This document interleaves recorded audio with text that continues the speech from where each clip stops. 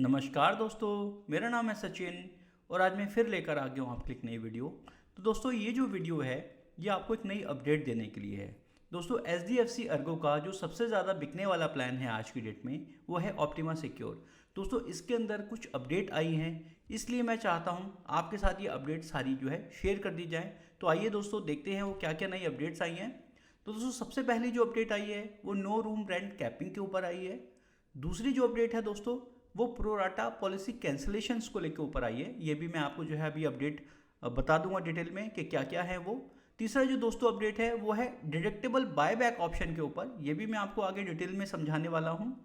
चौथा और major update जो है दोस्तों वो है नो कॉस्ट EMI का, जो कि आप डेबिट एंड क्रेडिट कार्ड के ऊपर ले सकते हैं। दोस्तों इसकी जो है बहुत डिमांड थी लोगों की और ये अपडेट भी जो है अब इस पॉलिसी के अंदर आ गई है। तो दोस्तों डिटेल में जो है आपको मैं one by one in updates की डिटेल देता हूँ। सबसे पहले बात करते हैं नो रूम रेंट कैपिंग की।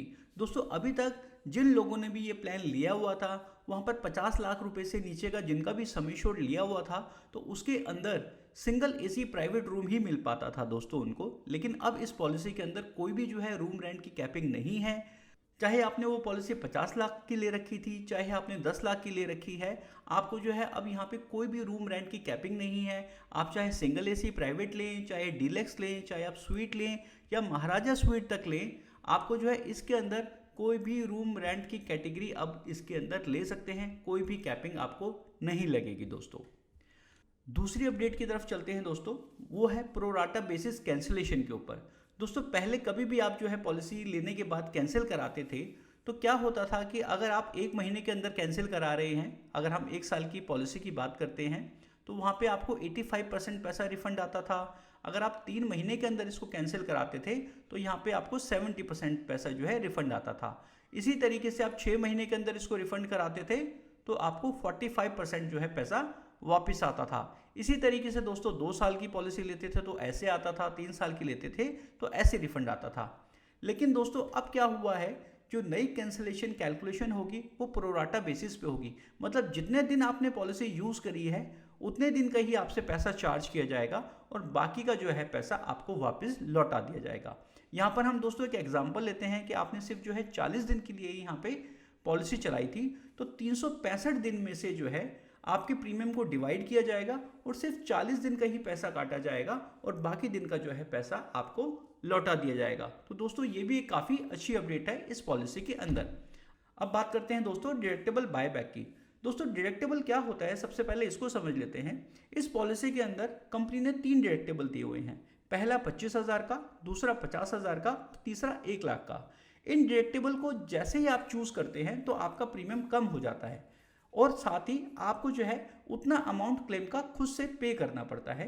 मान लीजिए आपने 25,000 का डिडक्टेबल चूज किया था तो आपको जो है 25,000 जो है क्लेम में पहले साल में जो भी पहला क्लेम आएगा 25,000 रुपये जो है आपको वहां पर देने पड़ेंगे। अगर दूसरे साल भी कोई क्लेम आता है तो 25,000 पहली बार आपको अपनी पॉकेट से पे करने पड़ते हैं।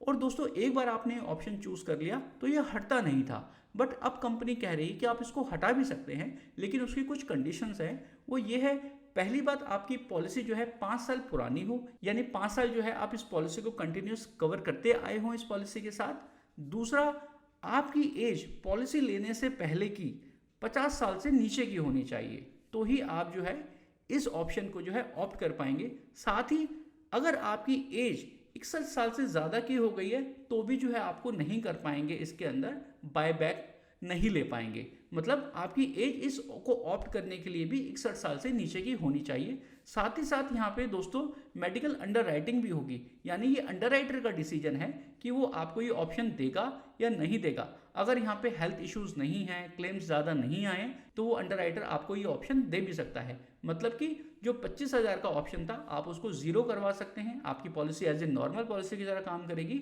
आपने अगर 1 लाख का डिडक्टेबल ले रखा था तो आप उसको घटाकर 25,000 भी करवा सकते हैं। तो दोस्तों ये ऑप्शन जो है डिडक्टेबल बायबैक का है।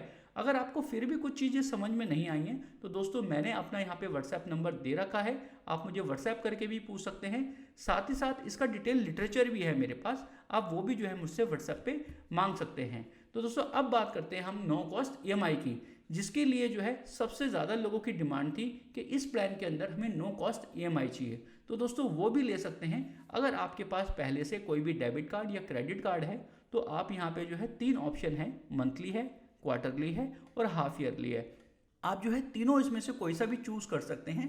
इसकी कुछ टर्म एंड कंडीशंस हैं दोस्तों, वो मैं आपको बता देता हूँ कि आपने जो भी फ्रीक्वेंसी चूज़ करी है, चाहे मंथली, चाहे क्वार्टरली या हाफ ईयरली, आपने जब भी एक बार वो फ्रीक्वेंसी चूज़ कर ली है आप उसको हटा नहीं सकते जबकि आपकी पॉलिसी की ड्यूरेशन नहीं हो जाती है। आप मतलब नेक्स्ट ईयर में जाके अपना जो फ्रीक्वेंसी है इंस्टॉलमेंट की वो आप चेंज कर सकते हैं, लेकिन आपने जो पहली बार ऑप्ट कर ली है आप उसको चेंज नहीं कर पाएंगे मिड टर्म में। दूसरा, ये ऑप्शन जो है EMI का अभी नई पॉलिसीज़ के लिए अवेलेबल है। रिन्यूअल पॉलिसी के लिए हो सकता है कंपनी आगे लेकर आ जाए, तो आप जो है बने रहिए मेरे चैनल के साथ। मैं आपको नई अपडेट दे दूंगा जैसे ही इसके अंदर रिन्यूअल के लिए भी ऑप्शन आता है। तीसरा दोस्तों, यहाँ पर ग्रेस पीरियड को आपको समझना बहुत ज़रूरी है, क्योंकि यहाँ पर जो है कोई भी मान लीजिए EMI आपकी टेक्निकल रीज़न की वजह से या बैंक में अकाउंट ना पैसे होने की वजह से बाउंस हो जाती है, तो यहाँ पे जो है आपको एक ग्रेस पीरियड दिया जाएगा उसको पे करने के लिए। जैसे कि मंथली मोड में वो 15 दिन का है, क्वार्टरली मोड में 30 दिन का है और हाफ ईयरली मोड में भी 30 दिन का है। लेकिन दोस्तों आपको ये समझना पड़ेगा कि ग्रेस पीरियड वो पीरियड होता है जिसमें कंपनी आपको क्लेम नहीं देती है, लेकिन आपकी पॉलिसी को जो है आगे रिन्यू कर देती है। मतलब कि अगर मान लीजिए किसी की ड्यू डेट 1 तारीख है तो आपको 1 तारीख तक पैसे जमा कराने हैं। अगर मान लीजिए आपने 5 तारीख को पैसा जमा कराया, 1 तारीख से लेके और 5 तारीख तक दोस्तों आपका चला है ग्रेस पीरियड। अगर ग्रेस पीरियड के अंदर कोई भी क्लेम आता है दोस्तों तो कंपनी उसको ऑनर नहीं करती है। इसलिए ध्यान रहे कि अगर आप मंथली, क्वार्टरली, हाफ ईयरली जो भी ऑप्शन चूज़ कर रहे हैं, ताकि आपके पैसे टाइम पे डिडक्ट हों, टाइम पे कंपनी को पहुंच जाएं, ताकि आपकी पॉलिसी कंटिन्यू चलती रहे। दोस्तों अगर इन्हीं चीज़ों को लेकर आपके कुछ और भी क्वेश्चन हैं तो आप मुझे व्हाट्सएप से पूछ सकते हैं, आप मुझे कमेंट बॉक्स में भी पूछ सकते हैं। मैं आपके सभी रिप्लाई जो है ज़रूर देता हूं दोस्तों।